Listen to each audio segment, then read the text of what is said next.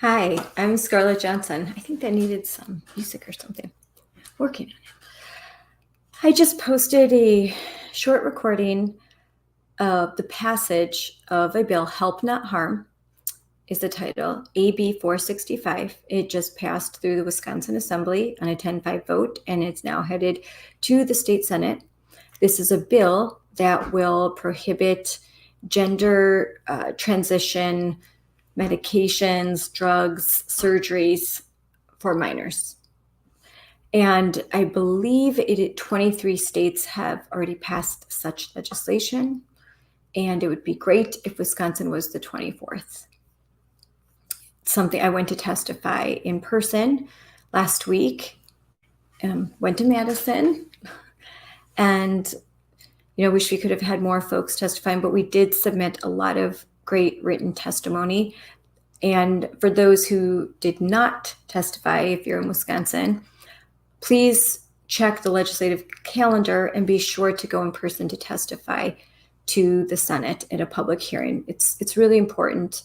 I know that a lot of the paid activists and will definitely make the time to get there, and they will collect a lot of testimony. That's what they're paid to do, and they're paid well to do it, and they do their job well.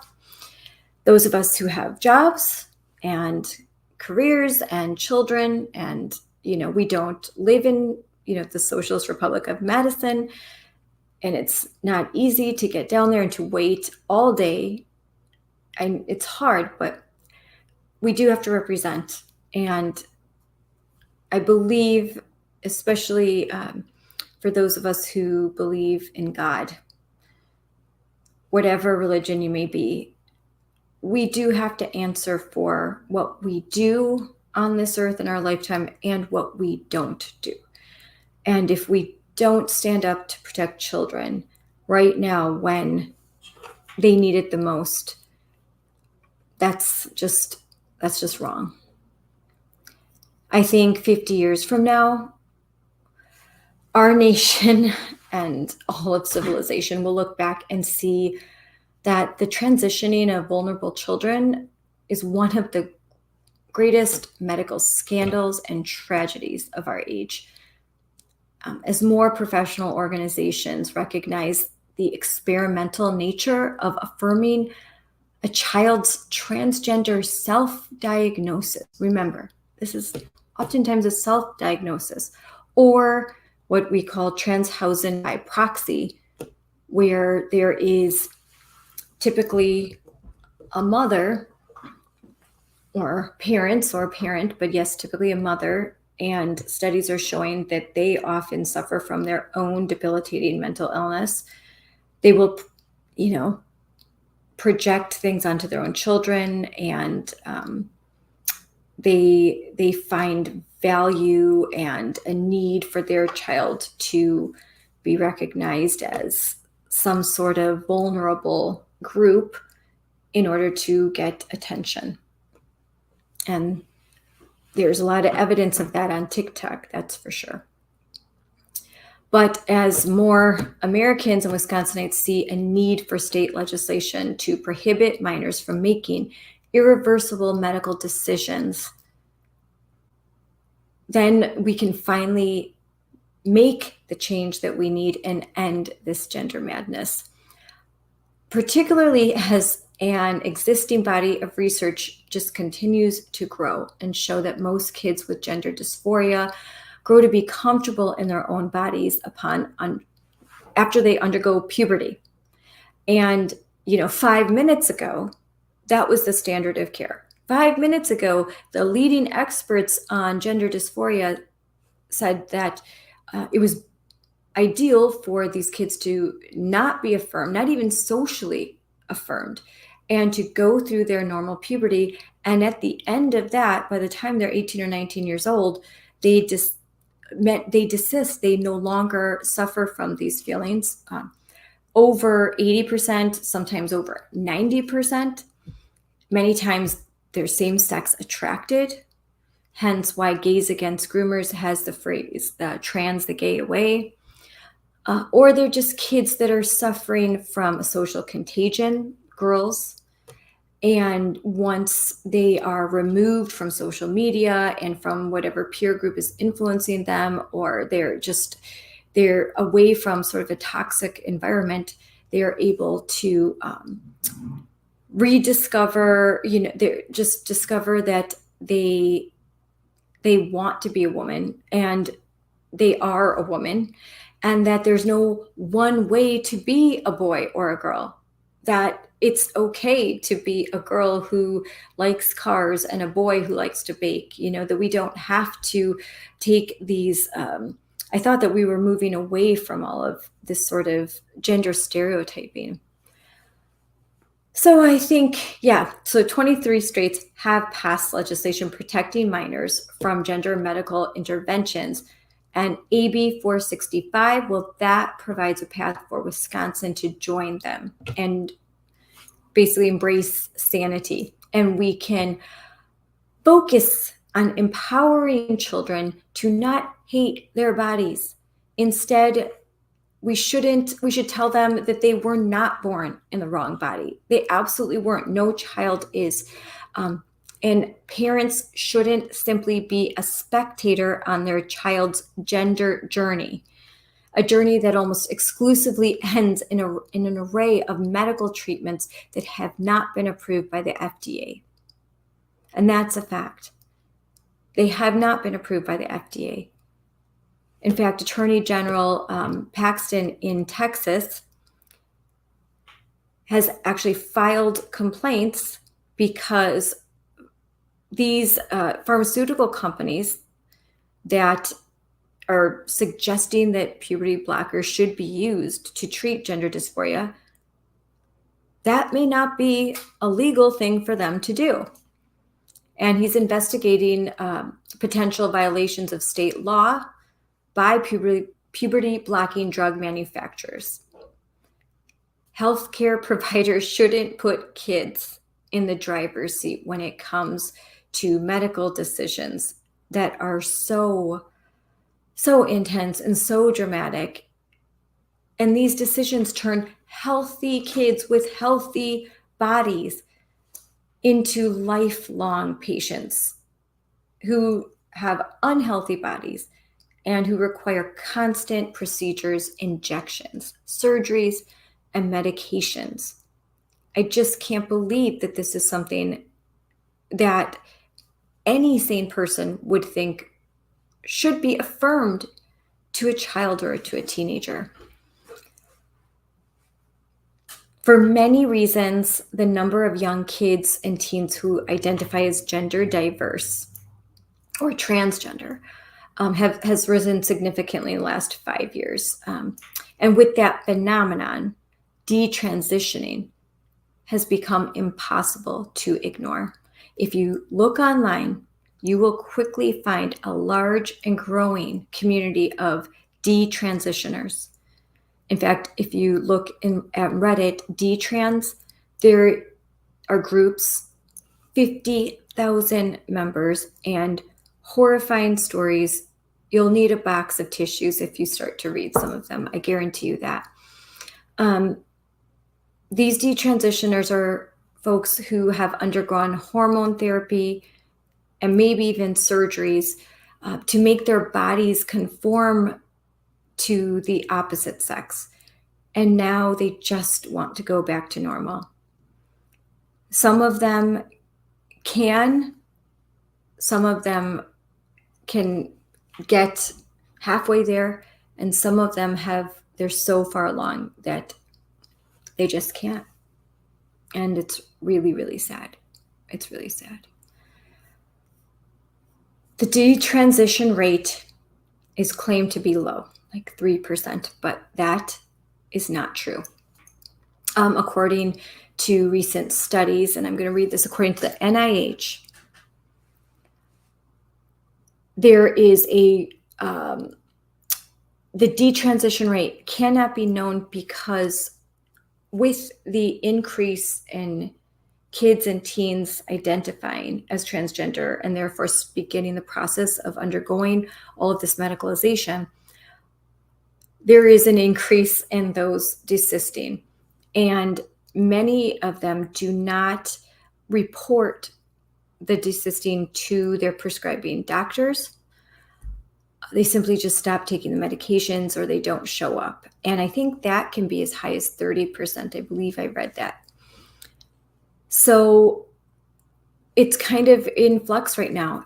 I think the number of detransitioners is pretty high, and I have posted, when I turned in my testimony, there were several links to articles by Spiked, written by, definitely not conservative news sources, stating that there is a growing group of detransitioners. They cannot be ignored, and they should not be ignored. It is part of the reality. So considering that, I think that you just absolutely, we need to focus on empowering children to not hate their bodies. We should not suggest to them that they were born in the wrong body. No child is. And we parents should not simply be a spectator on their child's gender journey, a journey that almost exclusively ends in an array of medical treatments that have not been approved by the FDA. Healthcare providers shouldn't put kids in the driver's seat when it comes to making a decision about their lifelong health and these procedures that are going to require they're going to need them constantly. Medication that has to be taken on time, at a certain time, every day. It's a huge amount of responsibility, and it is a lifetime of responsibility. And it's a burden, an undue burden that we are placing upon children. I don't think that kids can consent to this. I don't think parents can consent to this. And I don't think responsible, moral, ethical healthcare providers should be prescribing these drugs to underage kids. I just don't think that there is enough research to show that this is safe, that it is effective, and that the risks outweigh the harms. It's quite the opposite. When there are several detransitioners, one probably infamous, Kira Bell. I'm going to read a few statements.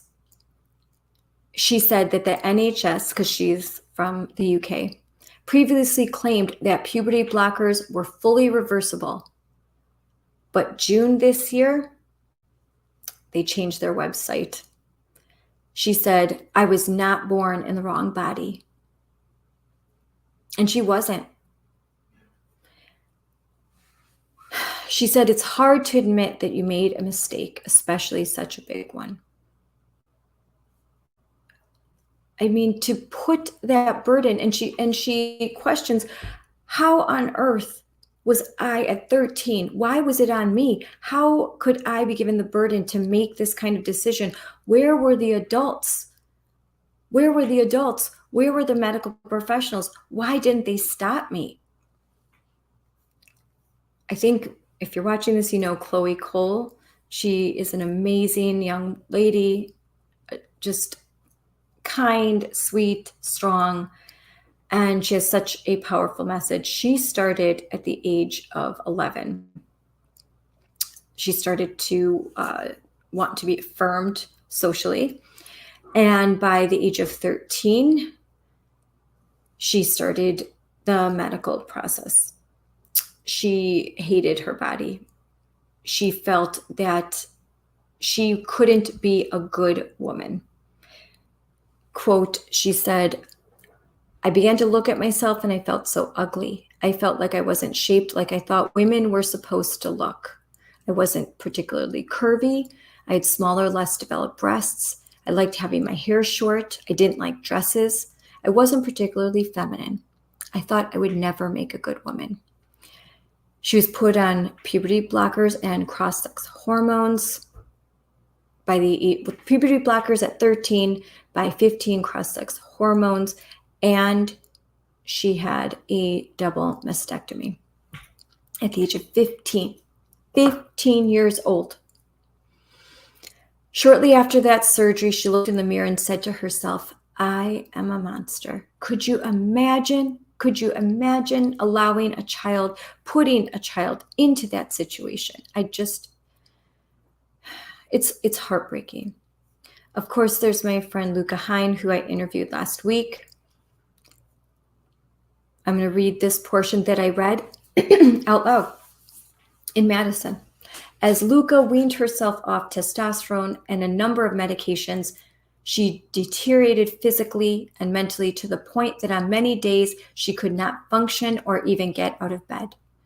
To this day, Luca is left with pain in her joints, lumbar spine, hands, wrists, elbows, and pelvic area, constant pain in those areas. Her vocal cords ache. Her breasts are gone. She had heart irregularities due to the hormone therapy and worries she may never conceive a child. Her first medical intervention was at the age of 16, where she had a double mastectomy. 3 years of cross-sex hormones when she was younger, puberty blockers. To add insult to injury, when Hine finally relayed the mental and physical anguish she suffered, which led to her detransitioning, the gender-affirming prescriber told her, "I guess this is just part of your gender journey." How cold, how heartless. Hine's message to everyone listening, is that she will deal with these consequences for possibly the rest of her life. She doesn't know if they'll ever go away, and she feels now abandoned by the same medical professionals who promised to take care of her, who said that this would help her. They lied to her. They lied to her. Children deserve to know that their body isn't something that needs to be fixed. They deserve to grow up whole. Now, Luca is filing a lawsuit. She has filed a lawsuit, and I hope she wins. And I hope these doctors, these hospitals, these pharmaceutical companies, I hope that they realize, and since they won't realize through logic, I guess it's going to take massive lawsuits. There were other detransitioners that I submitted into testimony, and there's many stories, some that I have not met, but I have read their stories. There's Helena, there's Courtney, Mel Jeffries. These stories, they all sound so much the same. These girls at a very young age were suffering from a body dysmorphia. They were uncomfortable with their own bodies. They had a fear of puberty. Many were going through trauma, divorce, sexual abuse, sexual assault. They were autistic, suffering from anxiety, depression, cutting, anorexia, bulimia. All of these comorbidities, which should have disqualified them from receiving early medical treatment for gender dysphoria. How do you know that any of their sadness and depression and their feelings about their body didn't result from something else if you don't investigate it? I mean, Mel Jeffries, I believe she said it only took, I believe, two appointments in order to get the diagnosis and prescription for testosterone treatments. In under an hour, that's what she said. In under an hour. Today, Mel says, "I don't have scars, I have wounds. I am still bleeding from them. I'm still processing it and grieving. I have literally been violated by the medical industry." This is all unnecessary medical carnage. Children cannot consent to puberty blockers, cross-sex hormones, or the removal of their breasts or other genitalia. Minors are ill-equipped to make these kinds of lifelong decisions, even under the best of circumstances. But as I quoted several detransitioners, they were making these decisions under the worst of circumstances, when they were most vulnerable. Kids need adults to do some adulting, and adults need legislators to do some legislating. That's just a fact. We have to stop the madness. The lifelong health, sexual function, and fertility of children suffering under numerous comorbidities like depression, anxiety, eating disorders, cutting, distorted body image, they all need to be protected. They need to be protected from predatory adults. They need to be protected from a pharmaceutical industry that stands to make billions off of the backs of the most vulnerable. And one more statistic, this is going a little bit longer, but children on the autism spectrum are at least 7 times more likely to be diagnosed with gender dysphoria or classified as gender diverse. And that's an old statistic from 2017. I bet it's much higher now. I think that it is abundantly clear we have to save the children. And if you don't walk away from anything, I want to list just a few talking points before this ends. Here's Dr. Erica Anderson, a clinical psychologist specializing in gender, sexuality, and identity. I'm concerned that the rise of detransitioners is reflective of some young people who have progressed through their gender journey very, very quickly. Comprehensive studies show gender-affirming care is not safe and effective despite being seen as a cure to gender dysphoria. Many of those that are diagnosed with gender dysphoria end up as same-sex attracted, or they're gender non-conforming teens that may confuse their anxiety disorders, their eating disorders, and autism spectrum disorders, or childhood trauma, as we said before, with gender incongruity and dysphoria. The affirmative care model that as I heard, we need to affirm everything, affirm every identity, even rock self, any identity, any expression needs to be affirmed. The affirmative care model that prescribes puberty blockers and cross-sex hormones to children and teens who are distressed about their bodies or have sex atypical interests, 98% of them, if left alone, will desist, will overcome these challenges. And that's in some studies. Now, some studies have it in the 80s, some as high as 98%. Puberty blockers and cross-sex hormones can compromise bone health, prevent maturation of the brain, cause infertility. It can deteriorate genitalia, triple the risk of heart disease. Puberty blockers like Lupron are the same drugs used in cancer treatments and the castration of sex offenders. Many of the effects are permanent in adults and children. They are not reversible. Language can't redefine reality, and we can't redefine reality. Objective truth, we cannot deny it. The facts are the facts. We have to end this gender madness. We have to stand up for our most vulnerable. And we have to stand up to a very radical few that for very nefarious reasons are promoting an agenda that is harmful to children. And maybe there are, and I would say that there are some that may truly believe that this kind of care will save lives. Maybe they believe it. But I think common sense tells us no. Science tells us no.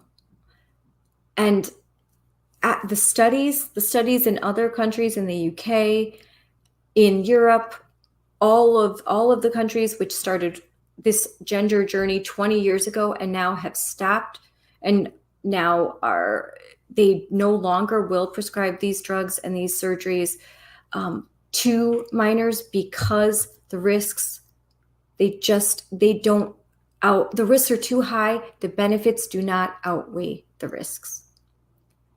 So I hope that if you're in Wisconsin or wherever you are, please write Wisconsin state legislators in the Assembly and in the Senate and voice your support for AB 465. And let us help, not harm, Wisconsin children, and frankly, all children. And I just really had to get that message across today. So thank you for listening.